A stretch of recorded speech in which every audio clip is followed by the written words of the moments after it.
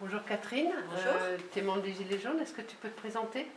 Eh bien, je vis en Lozère, je suis retraitée et à ce titre, et je suis par ailleurs syndicaliste, mais donc à ce titre, je suis venue pour participer à la lutte des Gilets jaunes parce que je me sens concernée et qu'il se trouve qu'en y participant, on m'a sollicité pour faire partie de la délégation à la préfecture ce matin pour représenter justement cette partie de retraités qui est quand même conséquente en Lozère parce que ça représente plus d'un tiers de la population. Voilà. D'accord. Et est-ce que, bon, tu étais dans la délégation, est-ce que tu peux nous rappeler les mots d'ordre? Parce que ce matin, on a entendu beaucoup de personnes s'exprimer, c'était très émouvant même souvent. Est-ce que tu peux nous dire quelles sont les revendications que vous avez présentées au préfet? Alors, il faut savoir que déjà la préfète n'était pas présente. C'est donc le secrétaire général de la préfecture qui nous a reçus. Nous étions six membres de la délégation. Et elle était composée de toutes les couches de la population. Nous avions un jeune de 17 ans. Nous avions une personne travailleuse à domicile. Nous avions une chef d'entreprise d'une petite entreprise de travail à domicile.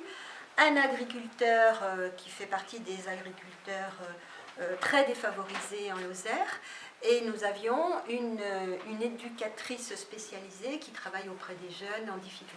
Et toi comme retraité? Et moi comme retraitée, voilà. Donc voilà cette délégation.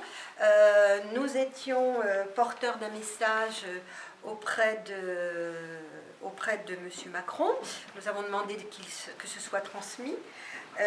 L'essentiel, c'est que nous avons demandé que la politique de M. Macron remette l'humain au centre de la politique.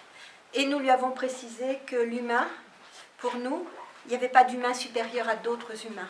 Il n'était pas normal qu'il y ait 1% de la population, les plus riches, qui concentrent toutes les richesses. Donc nous avons demandé qu'il y ait une justice sociale, une justice fiscale, et par ailleurs, nous avons demandé qu'on arrête le mépris, qu'on arrête les attaques. Et nous avons émis auprès de la préfecture notre souci que ce mouvement se fasse dans la non-violence, mais que la non-violence, nous faisions tout pour qu'elle s'exprime, à condition qu'en face, il n'y ait pas aussi de la violence, ne serait-ce que dans les propos et dans la politique. Voilà. D'accord. Parfait. Merci à toi. Ben, je t'en prie.